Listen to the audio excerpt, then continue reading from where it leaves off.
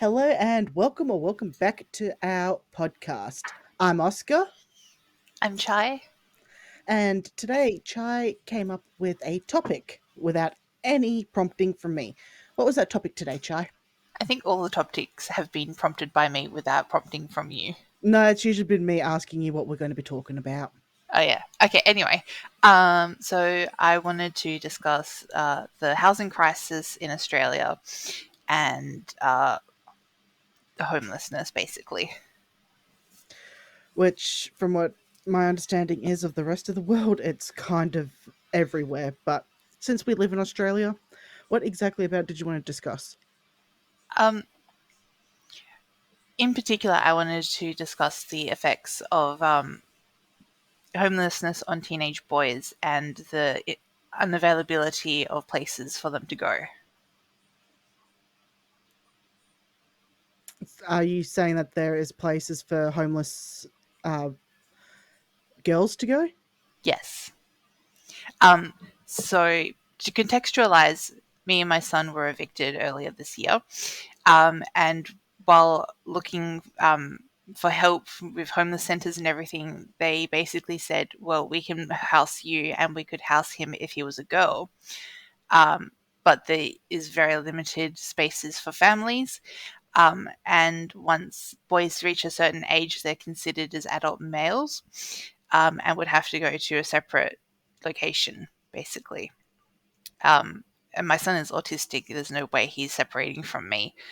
Um, so this causes the problem of he either has to separate from me and go to a venue for adult men, or we don't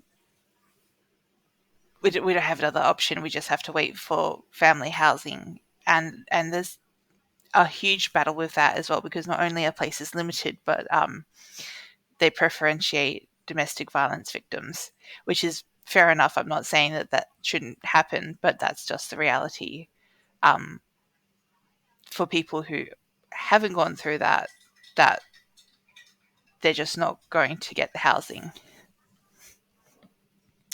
Right. So, why is it that a 14-year-old is classed as an adult male? Well, that's what I would like to know. Um, Basically, a lot of it comes down to women who have experienced domestic violence are uncomfortable around men or are still recovering from abuse from mostly male partners. And so to be confronted with a 6 foot tall, for all intents and purposes, man um, can be quite frightening for them. Um, so I suppose once they reach a certain age or a certain size, they can't be around victims of violence. Um, so instead of having a separate place for um, survivors to go, it's the teenage boys that are turned away. Yeah, okay, that is a huge problem. What would have happened if it was a family, but there was a 16-year-old boy that was part of that domestic abuse? He would be turned away as well. Yeah, exactly. And that is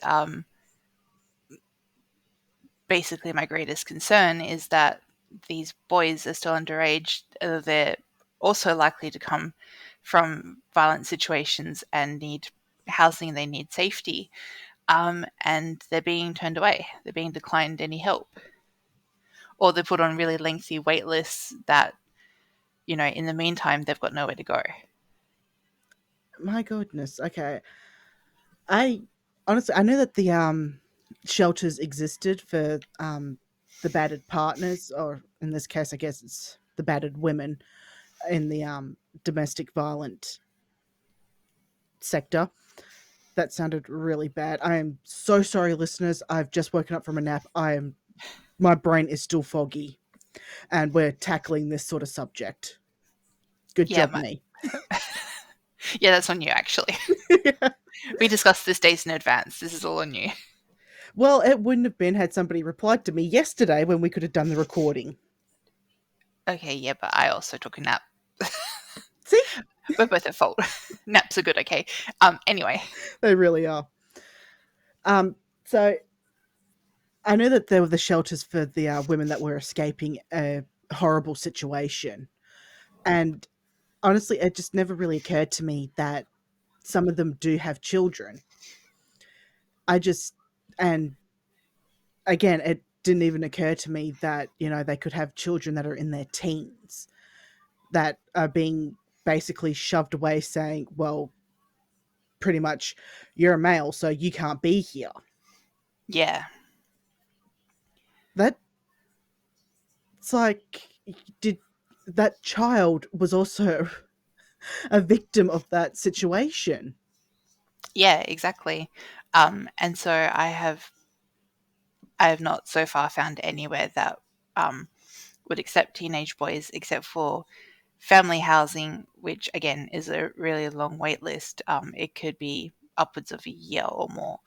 Um, so in the meantime, a lot of people are just living in their cars or their tents, and especially for a teenager trying to get through high school, that's not really an ideal situation. No, not in the slightest. Like, it's not ideal for anyone, but for a teenager, that's a really turbulent time to be going through. Mm. Um, so then to be living by the roadside, basically, um, it's unfair, really. It really is, and I don't understand why our government hasn't really done anything about that. Yeah, Like, I mean, the government's responsible for setting up this sort of housing to begin with. The safe spots for domestic violence survivors to stay and live at, but they really didn't think through the whole thing. yeah, no. So there's a huge focus on adult women as victims, and that is definitely something that we need to be focusing on um, as a whole. But they're not taking in consideration the children that also come along with that also need to escape, and also people not experiencing domestic violence that still need emergency housing. Well, this was a very depressing topic, I have to say. Oh my goodness. The unfortunate thing is that all we can really do is discuss it, because I know for a fact that our government isn't going to do shit about it. Yeah, and that's the frustrating part, is like, what do we as individuals do? All we can do is sit on wait lists and say, this is unfair, this is hard, and people are being punished, basically, um, for needing help. People are being punished for wanting access to the basic necessities, like a Yes. house. Yes. Like, um, everybody deserves basic housing and sustenance. It's a basic human right, and a lot of people are being denied it for a plethora of different reasons. But this is the particular one that has hit me because of the issue with me and my son trying to find emergency housing and being turned away by a lot of services because he is a teenage male. Yeah, because that's something that he asked for. Yeah, totally. While he Um, was developing in the womb, he totally was like, man, this is going to be great. I'm going to be boy. um, and that said, if he was like 6 years old, this wouldn't be an issue. He would be able to go with me. It's literally just because he's a teenager, and now they're considering him essentially an adult man. Um, Although I wonder if he said that he is transgender, would it be a different situation? Now that's an interesting point, and I was talking to my aunt about that the other day. Um, in that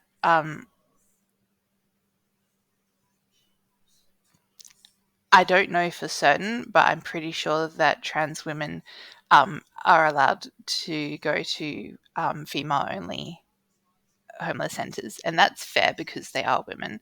They're allowed to go there, but Mm.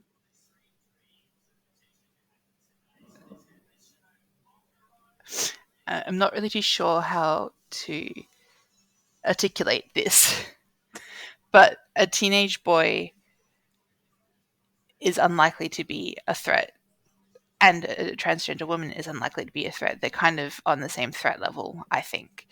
And so I don't see why one should be turned away and one wouldn't. Should be accepted. Yeah. Honestly, I agree with that mindset as well. That honestly, clearly, he's not there to intimidate or harm another human being. Yeah, He just wants a house with yeah, his mother. yeah. And additionally, this isn't to say that cis women wouldn't be abusive in communal housing. They are just as capable of hurting somebody else as anybody else is. Um, so to say, yeah, cis women isn't going to hurt you, but a teenage boy, oh boy, we can't have him here. Um, His very existence is a threat to us. yeah, yeah, um, and that's really upsetting. And that kind of ties in with sexism and everything, which I don't know if we want to get into or not because I have a lot of ranty thoughts about that. Oh my gosh, Um, who doesn't?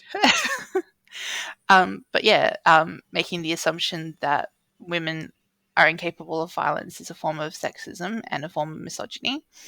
Um, and it is illogical to say a teenage boy is more likely to hurt you than the woman next to him.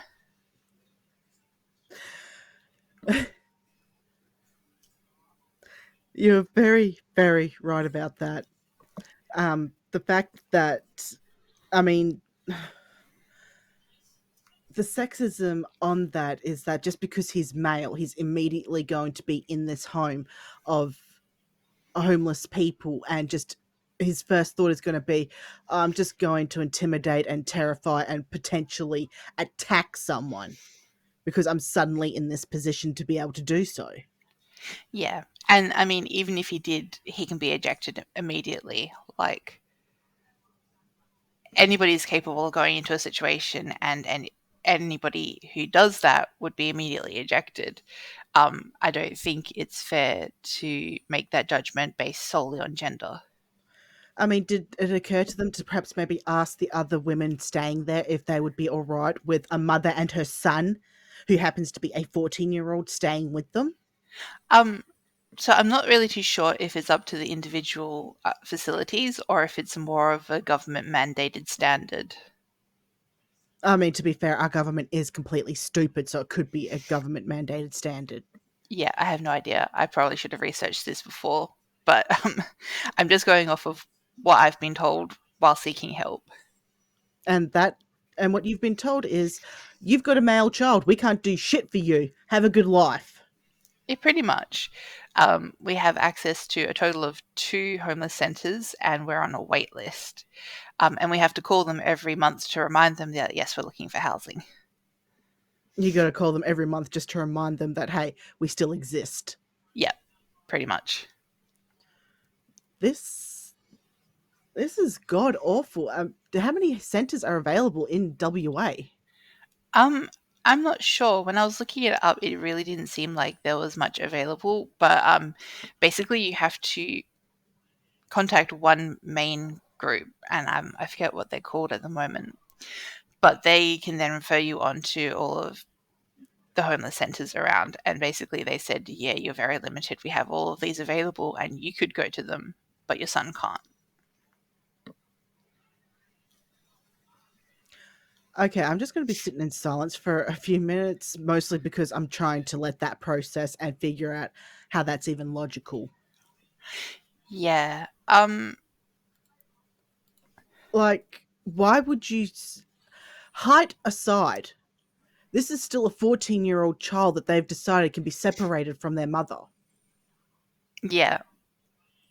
Well, I think basically they've been like, yeah, so we're not going to separate you, but also that means that you're both out of housing. So, again, they're still just punishing you because of the gender of your child. Yeah. Something neither of you had control over. Well, I mean, you sort of did, but he wasn't. I had control over whether I gave birth to him or not. I didn't have any control over his gender.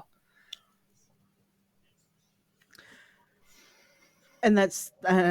Oh my goodness. Okay, I. This is actually getting me angry.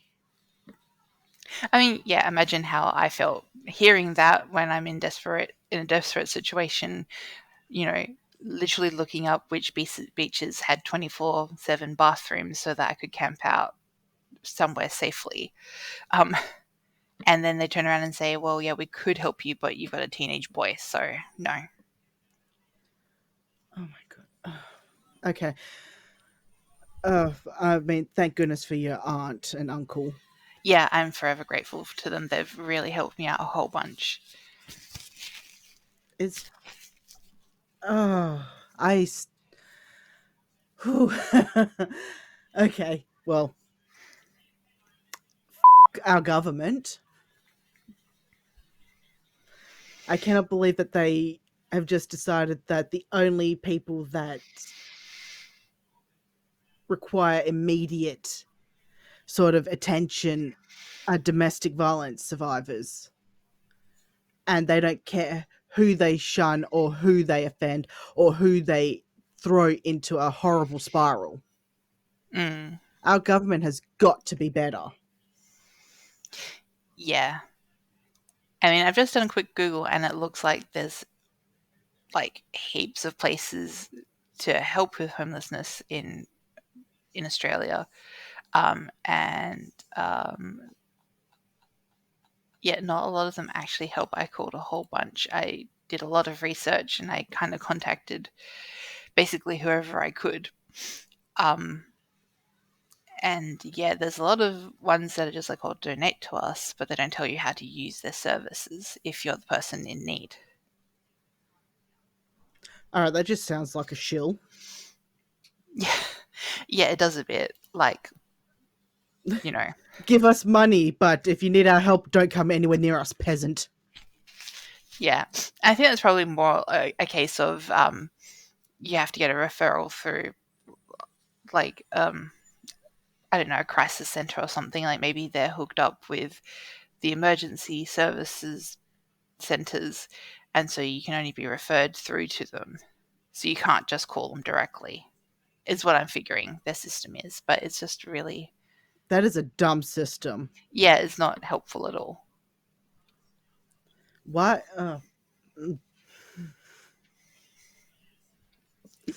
I'm sorry. I'm trying my hardest to think happy thoughts, and that maybe it's worked that way for years, so they don't think that they need to change it. But clearly, something needs to be changed. Yeah, I mean, we're definitely not the only, you know, mother and son pair that are in this You're situation. not There's the only probably, family that had to go through that situation. yeah, I mean, I can't even imagine how many others are probably going through the exact same stuff right now. And I've unfortunately noticed that the homelessness in especially WA has gotten to an unbelievable point right now. Mm, Like my little city. I mean, well, it's only I think in like the last 10 years become a city because it's absorbed so much of the surrounding suburbs. mm. And it was always a very, very quiet city, and we never had any homeless here. We have suddenly got so many homeless people appearing in our city that it's gotten beyond a joke. Yeah. And I mean, people will be setting up tents, living in their cars and everything, doing their best to survive. And then the cops will just show up and say, well, you can't be here. And they have no alternatives. The cops aren't going to give them a place to live. So basically, they just have to upheave themselves and find another place to hide until the next round of cops come along. Yeah, but in saying that, you're making the cops look like the bad person here. Mm, I think that can be taken depending on the subject and the context and who is on which side. There's a lot of, I don't know what I'm waffling on about. Um, but But they're not given the facilities or the ability to help. They're just there to push people along. yeah, because and that comes down to the person that owns wherever they're camping at the moment. So if it's the state government that owns like the beach, they're Yeah, like, well, that's loitering, get rid of them. Or if they unfortunately end up in a parking lot, whoever happens to own that parking lot can either let them stay there without an issue, or they'll call security or the police on them. yeah, and more often than not, and this can segue nicely into landlords are bastards, in that Oh, preach, sister. in that they are more concerned about their own appearances than the livelihood of the people who are using their parking lots or their beaches as a last resort housing situation. I mean, people wouldn't be doing that if they weren't absolutely desperate to do it. That's just it. I think that's what's become the issue is that everybody has now decided that it's just easy to turn a blind eye and live in ignorance. Mm, That, and it would also be nice if the eastern states would stop monopolizing all of our available houses over here. yeah. Um, Like they come over here and they say that Perth is such a boring city. Why the hell are you buying property here then? because it's cheaper and they can mark it up a whole hell of a lot. Well, It's, that it's is, good investment. and that's the problem. Like, you were kicked out of the place that you were renting at, Yes. and it went back up for rent again, didn't it? Yeah, immediately, for over $200 more than what I was paying for it, which is the only reason why I got kicked out, because they couldn't increase the rent that much if I was continuing on as tenant. They would only be able to put up like a max of $50, I think, and then they'd have to wait another 12 months to put up another 50. So to bypass years of waiting, they just kicked me out and put it up immediately, like $240 or something. Were they at least local? Um, I I think so, because they did actually turn up personally to the home inspection. So they had to actually be in Perth to actually come and look at the house. Oh, right. Well, unfortunately, that doesn't mean because it's only a 4 hour flight over here. Yeah, and if you're wealthy enough to just buy another house for funsies, then you're probably wealthy enough to just take a trip over to have a look at properties. Yeah. So we have no idea where they're actually located. But we'll just continue in the vein of landlords being assholes. Um, Although I was meant to look this up before we did this because there is a house in my street that's up for rent, Mm. and I'm just kind of curious as to how much they're trying to charge for that. And it's a large house on a large block of land, so I'm really very curious Yeah. Well, as to how much.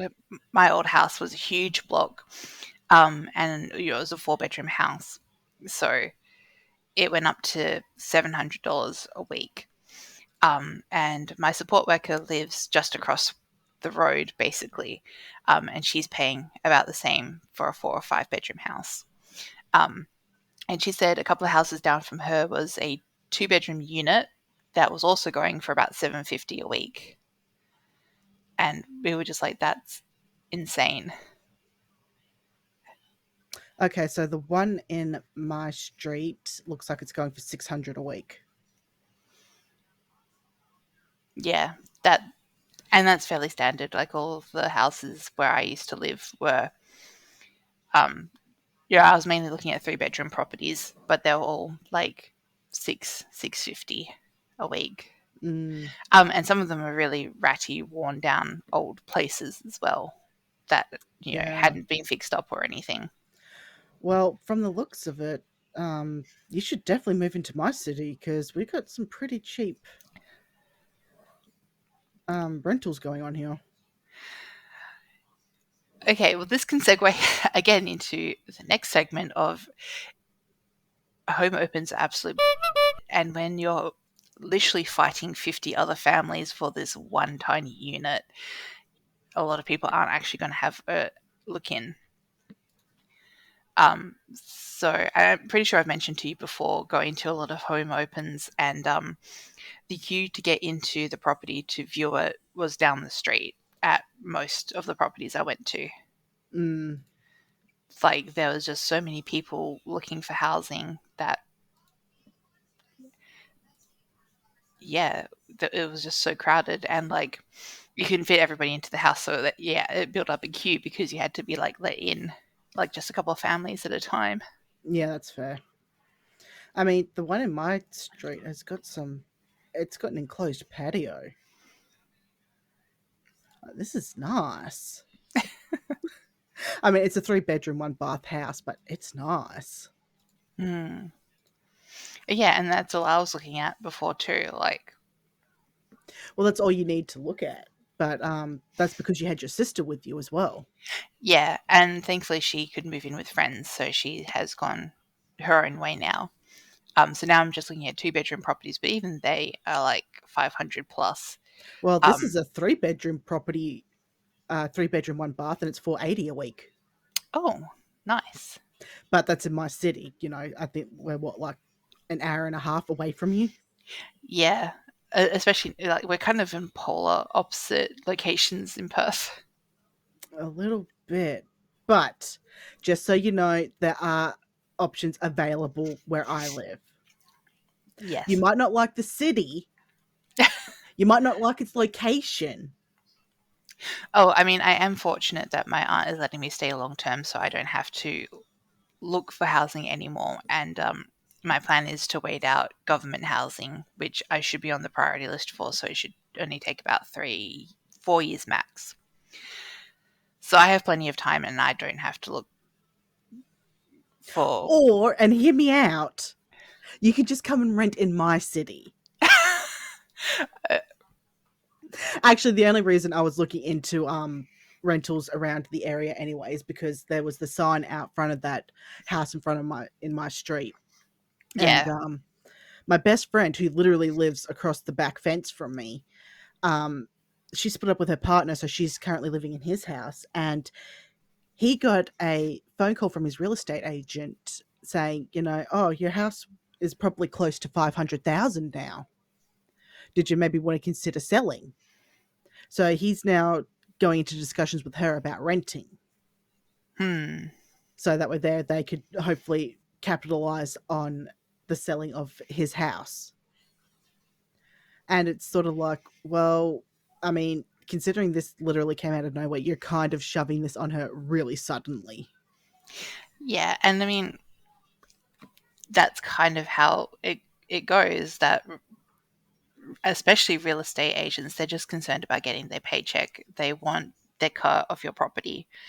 And that's their job. I suppose that's fair enough, but it is a very kind of vampiric system. Mm. Um, The thing s- is that I don't know how much she's actually paying or how much she's going to be looking into paying rent. Because if she can move into my street, that would be awesome. I can at least go and visit her whenever I want. just jump the fence.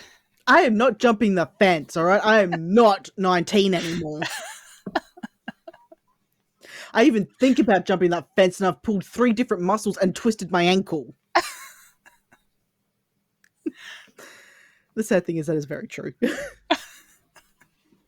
Yeah, I don't think I'd be jumping any fences anytime soon. Yeah, well, I mean, you've got back issues. I'm just overweight and lazy. So lazy. But no, I mean, I actually did love it. The fact that my best friend was right there, because it was always great if I ever needed flour or sugar, if I ever needed anything, I could go to the back fence and get it from her. Or if she needed anything, she could just come to my back fence and get it. That, and also she's got a German Shepherd puppy that I'm in love with. So if she could be in the same street as me, that would be awesome. It'll make it so much easier to steal a dog. I mean, go see her dog. Sorry. Oh, we If shouldn't she ever even talk hears about this, the I love kittens we're you. getting. Oh, yeah, you can just go choke on those kittens. Although, actually, I mean, to be fair, I'd love to get another cat, but the one we do have desperately needs vet attention, and I suppose that's a topic for another day. The price of it is sad that it is cheaper to say goodbye to your pet than to actually heal them, to get them the medical care that they need. Yeah. That is beyond a joke. And I mean, I lost my boy. Well, I lost the cat that was particularly mine that I had grown so attached to.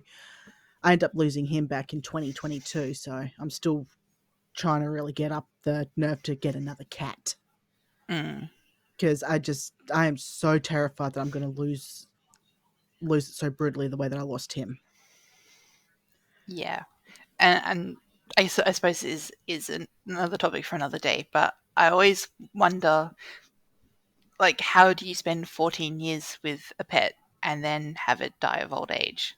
Like, if my pet human died now at the age of nearly 15, I would be devastated. The way that it is I have absolutely no interest in having children. As Yeah. far as I'm concerned, the world is overpopulated enough as it is, and there are so many children that are in need of a good home. So if I ever want a child, I can look into adopting. That's fair. So that way there an unwanted child can finally feel wanted and yada yada yada. But at the same time, getting a cat or a dog is just so much cheaper, so much easier than dealing with a full ass human. See, after looking after Rose, my aunt's cat, for a week, I'm not too sure about that. But then again, my son is very easy. If he had been any other kind of personality type, it would have been a nightmare, I think. But he's very chill. And Um, well, I mean, it's the same thing that oh gosh, this gonna sound so bad. It's the same thing you look for in pets. yeah, except when you conceive your own child, you don't get to choose the personality type. You don't get to browse through the catalog of human children. Um, that's No, reserved for adoption.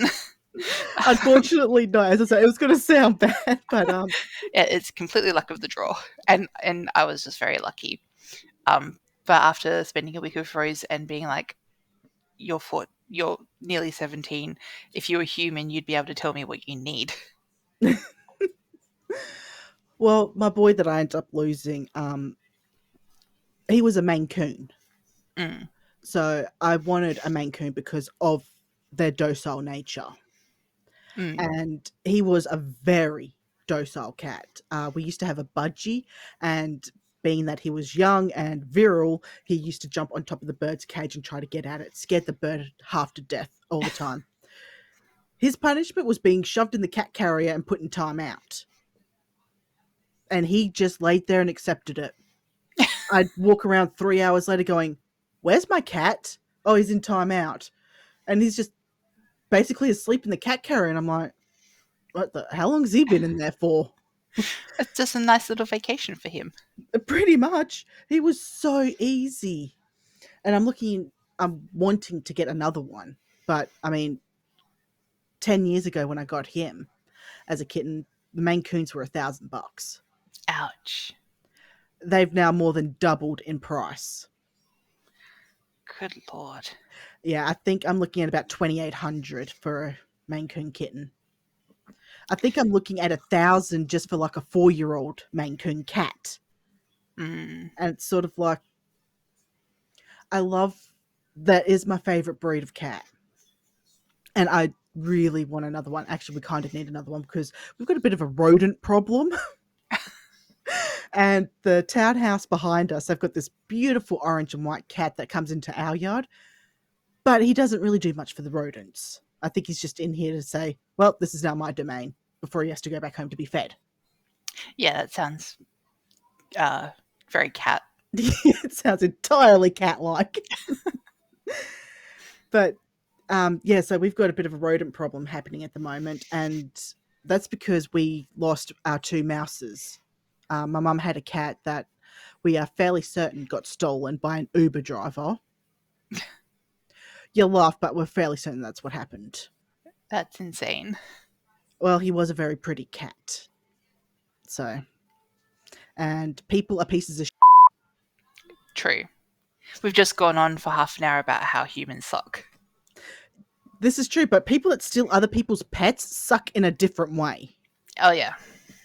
Like we have put years into this animal, and you decide that just because you want it, you get to take it. Go yourself. Mm. So he was actually our best mouser, and then my cat stepped up when he went missing, and we've lost him. And the third cat is, I think, pushing about 17 as well himself. So Mm. we desperately need another mouser, especially since the mice around here are getting so freaking brazen. Cheeky little sods. Yeah, I think my aunt's lucky because actually it's I think her cousin whose cat had kittens, so we're just adopting them. Oh my gosh, you can choke on them. Oh. You know what? Instead of saying that, I hope you get cute aggression. Oh, I'm just waiting for my thighs to get clawed up by a new set of cats. Well, it depends on their personalities. Like, Maine Coons aren't exactly a small breed of cat. No, my ex mother-in-law has them, and they're big and fluffy. They are, and they're so beautiful, and they're so sweet. Now, imagine that. Thankfully, Tugger wasn't actually fully grown when he started doing this, but he used to climb up our backs when we were in the kitchen. I think he was about 2 years old, so he was about half grown, and used to just climb up our backs and then sit on our shoulders while we we're doing whatever in the kitchen. He was he was surprisingly good. He never actually got his claws in the skin. Yeah, I think that's the difference with Rose is because she's an indoor cat, so she can't claw her claws out. She can't file them down really. Um, and she doesn't mean to claw them out, and I don't think she means to claw me. She just has them out because they're so long and sharp that they just even just patting my thigh will leave a scratch. Well, that's strange because Tugger was an indoor cat for the first like 4 years of his life. But with that being said, I did clip his nails every week. Yeah. And because of his breed, he let me do that. Same as brush him out.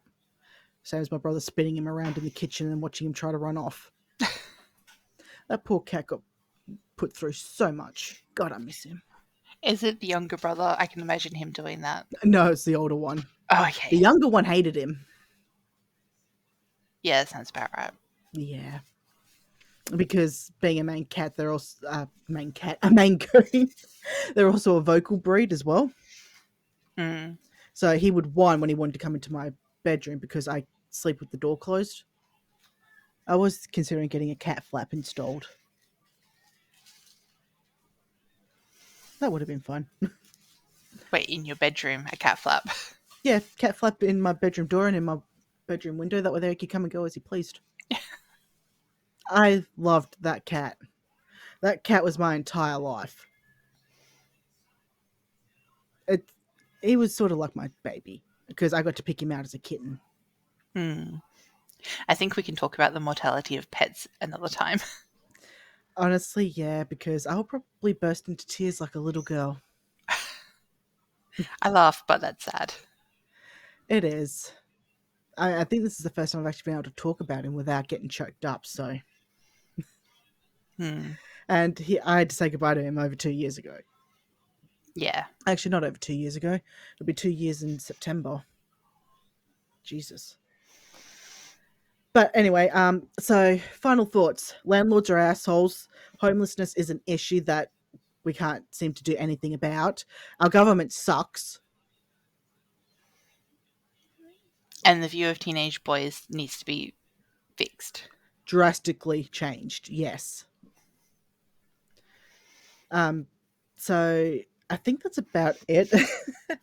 I'm kind of glad that we wandered off topic this time. You always yell at me for wandering off topic.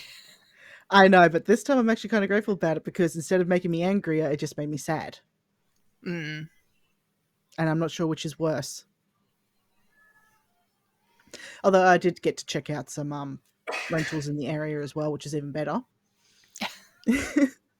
Hey, look, I've got to give my bestie options, okay? She Y- needs them. Yeah, that's fair enough. And if you can get her on the same street, that would be cool. Oh, that would be so much better.